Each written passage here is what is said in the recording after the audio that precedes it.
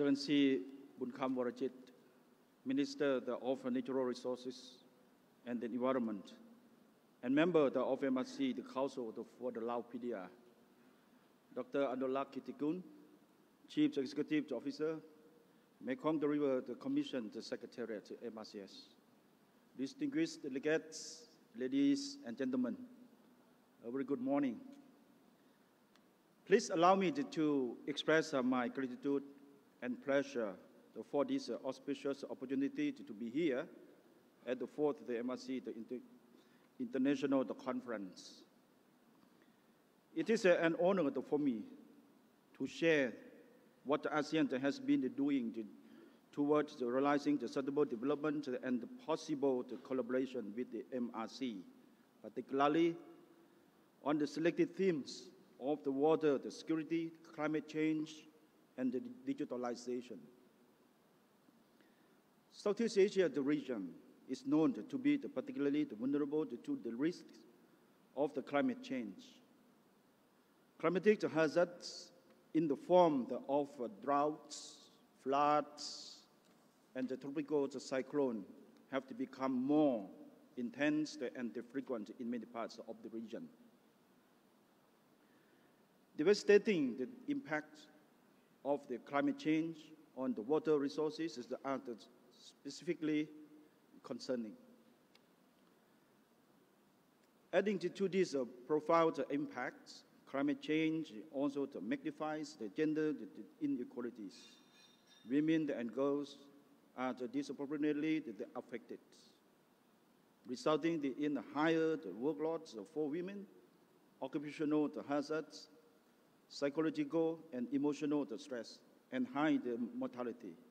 These climate-induced hardships could eventually hamper women's capacity and their potential role in building inclusive and sustainable societies. Ladies and gentlemen, in view of our climate and water vulnerabilities of the region, it is only natural for ASEAN and the sub-regional mechanism like MRC to strengthen our cooperation. Let me share the ASEAN's priorities and initiatives, including the possible opportunities of the ASEAN and MRC cooperation in the context of climate, water, and gender nexus. On climate change, ASEAN is committed to supporting the ASEAN member states in achieving the climate change mitigation and the adaptation targets as reflected in their nationally determined contributions or NDCs.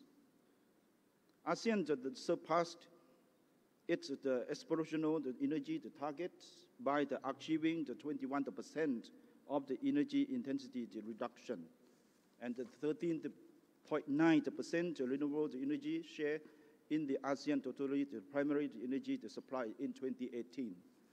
The Bandar Seri Begawan, the joint declaration of the 39th ASEAN Ministers meeting on energy security and energy transition, further articulates the region's future intent to work on an aspirational long-term regional target towards lower emission energy systems to contribute to lowering the greenhouse gas emissions.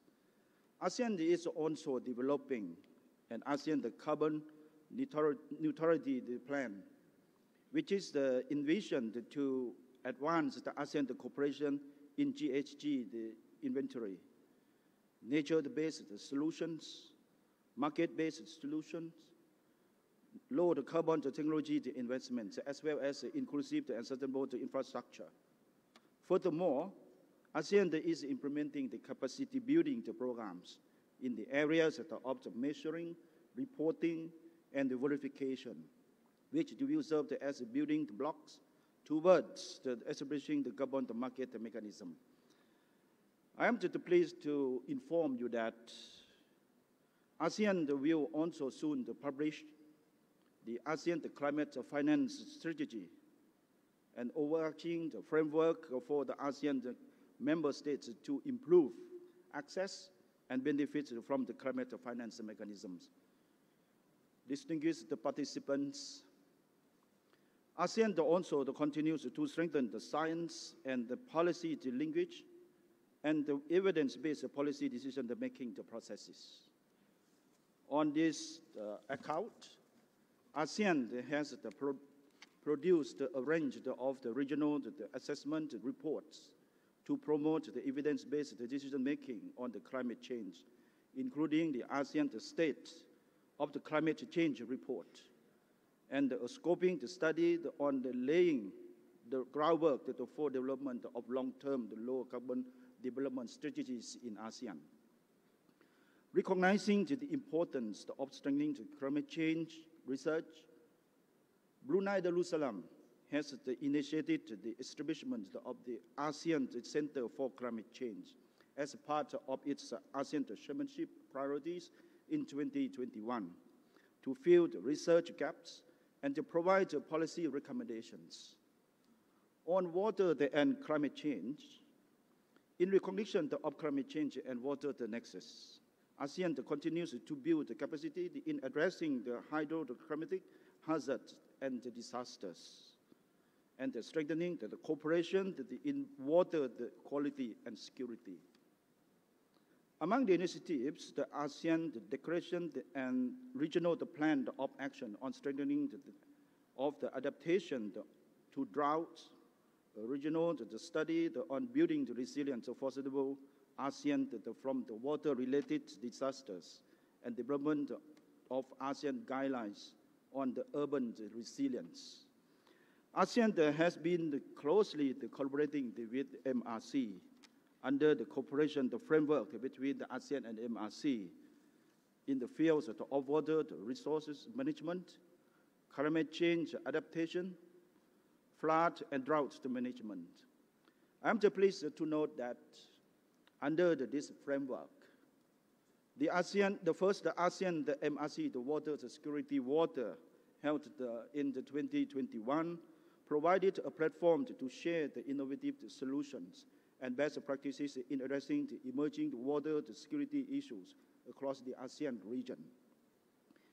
It is my hope that the outcomes of the dialogue will offer the useful inputs to the upcoming MRC Summit and serve as a basis for our deepened cooperation in the future. I also look forward to the second ASEAN, the MRC, the Water Security Dialogue to be held later this year.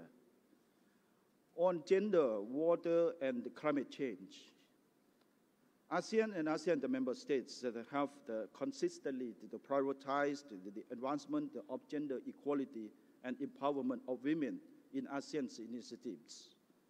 Gender equality priorities have been incorporated in ASEAN member states NDCs, as well as ASEAN high-level statements and frameworks. The ASEAN Joint Statement on Climate Change to UNFCCC, the COPs, for example, calls for the promotion of the approach to the climate action that is gender responsive. The ASEAN leaders have also adopted the declaration on the gender responsive implementation of ASEAN Community Vision 2025 and the Sustainable Development Goals.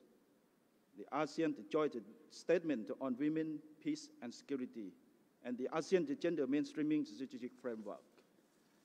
ASEAN has recently published the assessment report on the state of the gender equality and climate change in ASEAN, which outlines gender impacts of the climate change in Southeast Asia and provides recommended ways to enhance and mainstream the gender equality into the climate-relevant sectoral policies and actions.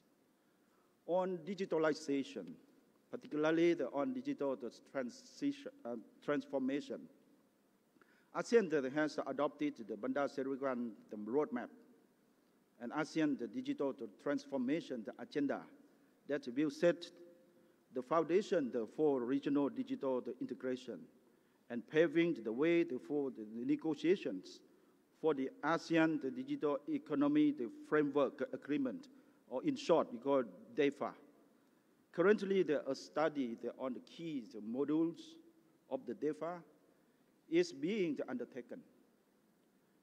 The subsequent launch of the DEFA negotiation after the study will be the most remarkable achievement in the ASEAN economic integration, making ASEAN the pioneer the region who is ready to move forward with a legally binding agreement on digital economy. It is also estimated that the DEFA will accelerate the ASEAN digital economy growth to $1 to $2 trillion US dollars by 2030. The digital transformation process would also present ASEAN and MRC with new opportunities for the climate actions, with real-time and more cost-effective interventions.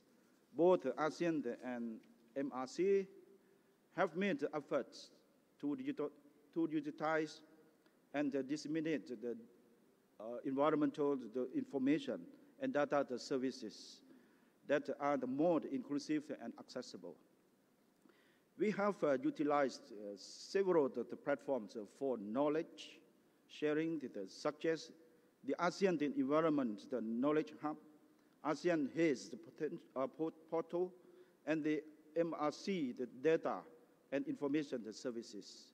Moving forward, I wish to encourage ASEAN and MRC to work more closely on the digital solution and innovations to address the nexus of the climate action, sustainable water management, and the gender integration towards the sustainability agenda.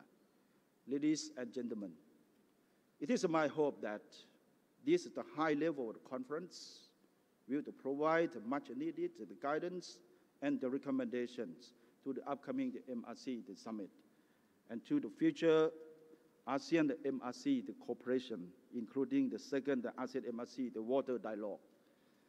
I look forward to our collective work to bolster our shared aspiration to unlock ASEAN and Mekong potentials towards achieving the SDGs. I am confident that with our commitment and joint efforts, we can strive towards sustainable and inclusive development and ensure green and resilient ASEAN societies which leave no one behind. Thank you very much for your kind attention.